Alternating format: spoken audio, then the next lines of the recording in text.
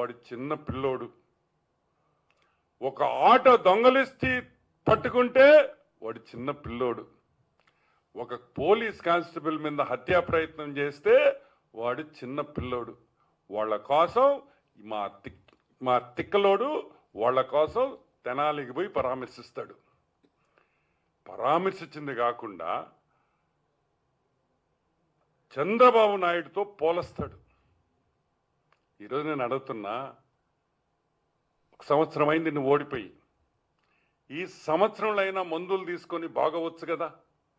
ఈ సంవత్సరం అయిన తర్వాత మందులు తీసుకొని బాగవచ్చు కదా.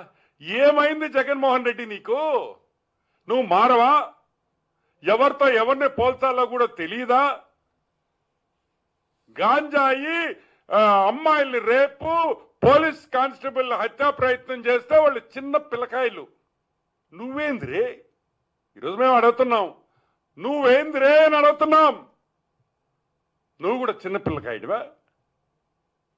నువ్వు కూడా ఒక చిన్న పిల్లకాయవా? వాళ్ళ కోసం తెనాలికి పోయి చీయం అన్నారు, చీ అన్నారు. ఏమైనా అర్థం ఉందా అని అడుగుతున్నా. అమ్మాయిని రేప్ చేసి పోలీస్ కానిస్టేబుల్ మీద హత్యా ప్రయత్నం చేస్తే పోలీసు వాళ్ళని తిడతావా?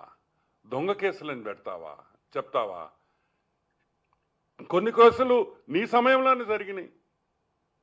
నువ్వు ఒక రౌడీ షీటర్ అని మీ వాళ్ళే నీ హయాంలోనే అతని మీద కేసులు పడ్డాయి. ఎంత పెద్ద లిస్ట్ ఉంది వాళ్ళ మీద.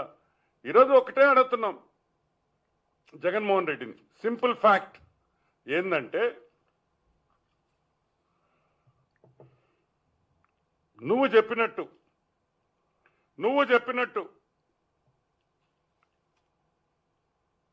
చంద్రబాబు నాయుడిని రోడ్లో ఈ కేసుల కోసం కొట్టాలంటే నిన్ను దేంతో కొట్టాలి అని అడుగుతున్నాం. ఈ రోజు నిన్ను దేంతో కొట్టాలి? చెప్పుతో కొట్టాలా? చెప్పుతో కొట్టాలా? ఎందుకంటే ముగ్గురు హీనుళ్ళు, ముగ్గురు రౌడీ షీటర్లు, రేపులు, గంజాయి కేసుల్లో ఇరుక్కున్న వాళ్ళతో పోల్చి చంద్రబాబు నాయుడిని వాళ్ళలాగా లేడని చెప్పి రోడ్డు మీద వచ్చి కొట్టమంటావా బాబు గారిని?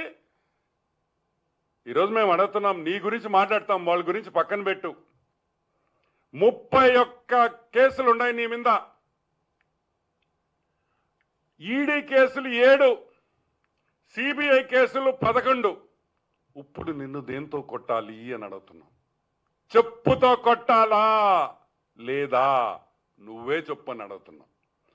సరే, 3,452 3,452 టైమ్స్ నువ్వు కోర్టు అడ్జర్న్మెంట్ తీసుకున్నావు, కోర్టులో వాయిదాలు తీసుకున్నావు. దానికి నిన్ను చెప్పుతో కొట్టాలా? అది ఒక వరల్డ్ రికార్డ్. 3,452 సార్లు కోర్టు కేసుల్లో వాయిదా తెచ్చుకున్న ఏకైక